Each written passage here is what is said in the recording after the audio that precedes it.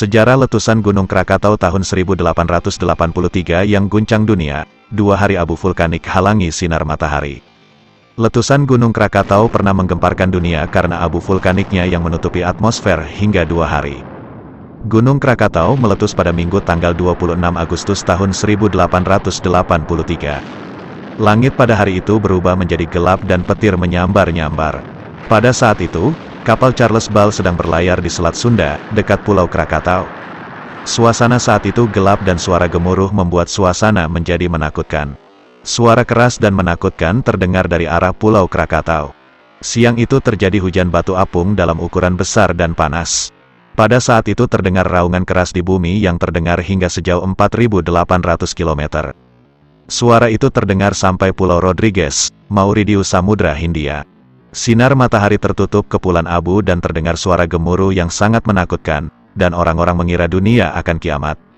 Saat itu, belum ada satelit yang dapat melihat keadaan bumi dari luar angkasa, sehingga manusia belum bisa mengetahui apa yang sebenarnya terjadi. Gunung Krakatau termasuk gunung aktif hingga saat ini, karena cairan magma di dalamnya masih terus bergerak.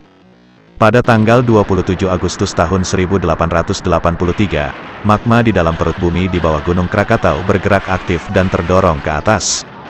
The Guinness World Record mencatat ledakan Gunung Krakatau tahun 1883 sebagai ledakan paling hebat yang terekam dalam sejarah. Daya ledak gunung mencapai 30.000 kali dari ledakan bom atom di Hiroshima dan Nagasaki. Gelombang tsunami yang ditimbulkan mencapai 70.000 km. Setelah letusan Krakatau, dunia sempat gelap selama 2,5 hari akibat abu vulkanik yang menutupi atmosfer. Debu vulkanik yang mengambang di atmosfer mengakibatkan bulan terlihat berwarna kebiru-biruan. Sementara itu, di wilayah lain, langit saat matahari terbit terlihat kehijau-hijauan. Keadaan ini berlangsung sampai hampir 2 tahun. Dahsyatnya ledakan Krakatau saat itu mengakibatkan tenggelamnya 2/3 Pulau Krakatau. Letusan Gunung Krakatau membuat pecah gendang telinga para pelaut yang sedang berlayar di Selat Sunda. Gelombang tekanan akibat letusan terpancar ke seluruh dunia hingga 5 hari setelah letusan, dikutip dari BNPB. Gelombang kejut setelah letusan terakhir dan yang paling besar bergema ke seluruh dunia hingga 7 kali dan ketinggian kabut asap yang terjadi diperkirakan mencapai 80 km.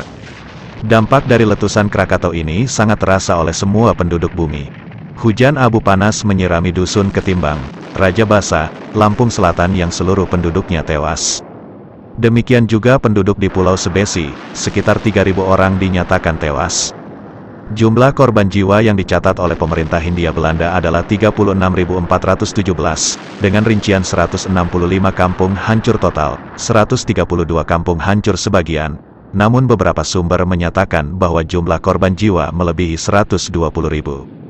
Untuk menggambarkan besarnya bencana yang terjadi, kapal-kapal yang berlayar jauh hingga Afrika Selatan juga melaporkan guncangan tsunami dan mayat para korban terapung di lautan selama berbulan-bulan setelah kejadian. Keadaan dunia saat itu sangat menyeramkan. Satelit komunikasi pertama di dunia baru diluncurkan oleh manusia pada tanggal 10 Juli tahun 1962, sehingga pada saat letusan Krakatau manusia belum tahu apa kejadian sebenarnya. Mereka merasakan perubahan cuaca dan gempa bumi serta tsunami. Kejadian saat itu menyeramkan sekali dan orang akan mengira bahwa hari itu hari kiamat. Pada saat kejadian letusan gunung berapi memang sangat menyeramkan, tetapi letusan gunung berapi juga membawa dampak positif bagi manusia. Abu vulkanik yang keluar bersama dengan meletusnya gunung berapi menutupi daerah pertanian dan merusak tanaman di sekitarnya. Tetapi dalam kurung waktu 1 hingga 2 tahun, tanah yang terkena abu vulkanik akan menjadi subur. Hal ini terjadi karena abu vulkanik membawa unsur mineral yang dapat menyuburkan tanah.